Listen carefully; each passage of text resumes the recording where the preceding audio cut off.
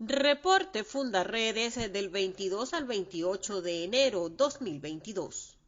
La Organización de las Naciones Unidas realizó en Ginebra el examen periódico universal EPU por tercera vez aplicado a Venezuela, donde 116 países participantes aportaron sus observaciones ante el manejo de los derechos humanos en el país, así como el derecho a la educación, la salud, el trabajo, la alimentación, seguridad, entre otros tópicos, a fin de arrojar una evaluación final sobre este desempeño en favor de los ciudadanos.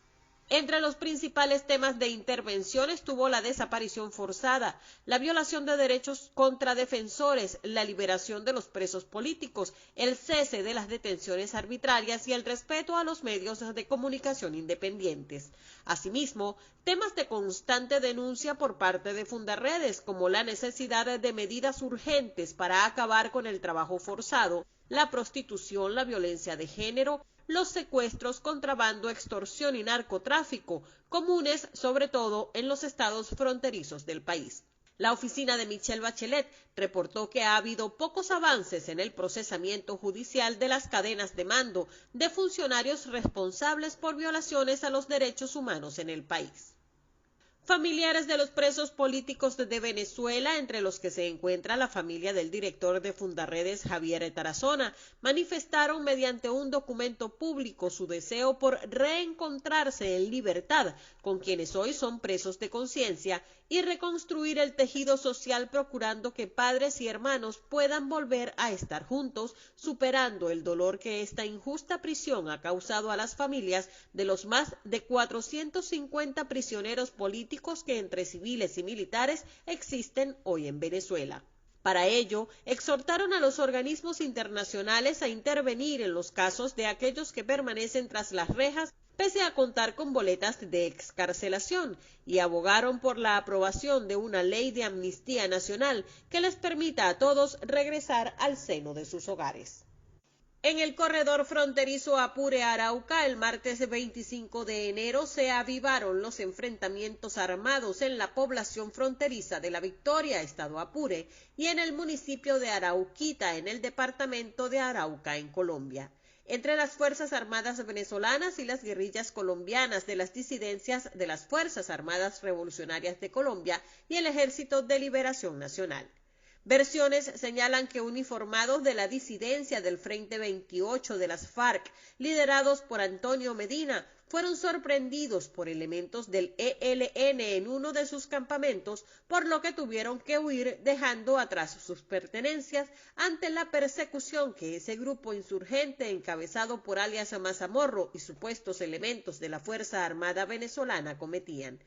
Este viernes, las autoridades colombianas aún intentaban confirmar las afirmaciones sobre la muerte de Antonio Medina en territorio venezolano, aunque algunas informaciones apuntan a que el comandante guerrillero podría estar gravemente herido e intentando cruzar la frontera hacia Colombia. Un trabajo de la periodista Sebastiana Barraez concluye que el ELN actúa en Apure con la complacencia o apoyo del ejército venezolano, según afirman los habitantes de esta zona, donde desde principios de año se vienen registrando fuertes combates entre el ELN y las FARC, que incluyen asesinatos, tiroteos y desplazamientos de los irregulares, sin que la Fuerza Armada Nacional Bolivariana tomara algún tipo de acciones, hasta que el ELN ocupó la Gabarra, territorio donde reinaban las FBL, quienes tienen control de las comunas en la zona, lo que motivó la movilización de tropas, tanques y equipos militares. Con la presencia militar se han incrementado las denuncias sobre atropellos contra la población y detenciones arbitrarias. Por otra parte, la Oficina de las Naciones Unidas para la Coordinación de Asuntos Humanitarios, OCHA, en Colombia, confirmó que más de 1.500 personas se han desplazado forzosamente tras el conflicto armado que se desarrolla en Arauca entre grupos guerrilleros. Precisa el informe de la agencia que en total son 428 familias que han tenido que abandonar sus casas en varios municipios del departamento colombiano y emprender un desplazamiento interno. De ellas, 21 familias son venezolanas. Habitantes de Arauca vestidos de blanco pidieron el cese de los combates. En Táchira, 2 combatientes pertenecientes a las disidencias del 10º Frente de las FARC, que se encontraban convalecientes en un sector de La Concordia, recuperándose de heridas sufridas en combates contra efectivos de la Fuerza Armada Nacional Bolivariana en Apure, fueron detenidos. En la acción también fueron apresadas otras 2 personas, al parecer integrantes de la misma organización irregular. Sobre el caso hay un profundo hermetismo. Por otra parte, 5 sujetos con presuntas vinculaciones con el Tren de Aragua fueron detenidos tras la denuncia de extorsión que hiciera el ciclista profesional Freddy Naum Matute, quien retornaba a Colombia por el puente internacional Simón Bolívar tras haber participado en la Vuelta al Táchira en bicicleta. En este paso fronterizo son reiteradas las denuncias públicas formuladas por los usuarios, quienes sin embargo se abstienen de formalizarlas ante las autoridades por temor a represalias. La violencia en la zona de frontera no cesa. Los cuerpos sin vida de 3 hombres fueron recientemente localizados en la trocha La Isla de Ureña. En las trochas de esta zona también se reportó la desaparición de una joven de 19 años de edad. Un taxista de la zona de frontera que llevaba más de 12 días desaparecido fue hallado asesinado en San Cristóbal, mientras en la población de El Piñal se registra la desaparición de un comerciante procedente de Arauca, Colombia.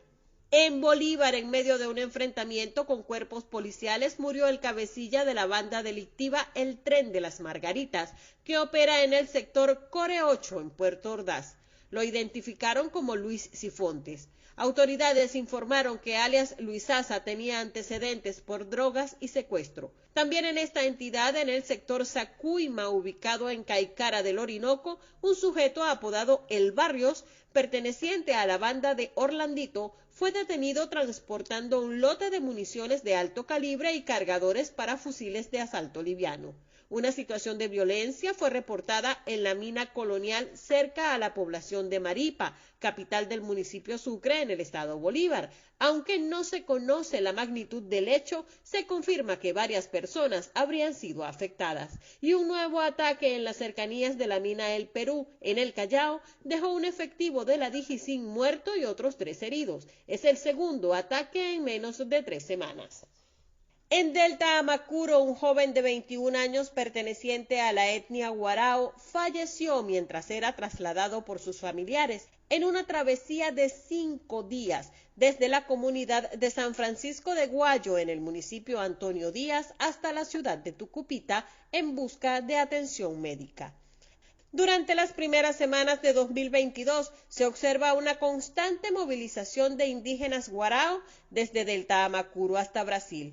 La trayectoria de los migrantes dura entre 2 y 3 semanas, recorriendo 3 estados del país. En Barinas, 2 irregulares fueron abatidos y otros 5 resultaron detenidos tras un enfrentamiento con efectivos de la Guardia Nacional en el sector Santa Lucía, perteneciente al municipio capital de esta entidad, donde además se incautaron prendas y armamentos militares. Se les vincula con delitos como el cobro de vacunas, abigeato, robo de vehículos, extorsión y homicidio.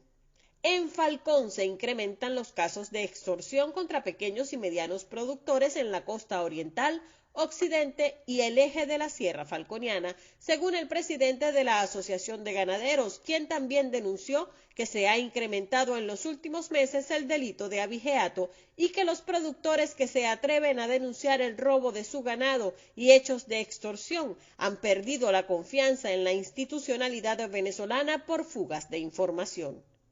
Comparte, ayudemos a vencer la censura en Venezuela. Consulta esta y otras informaciones en nuestro portal www.fundaredes.org.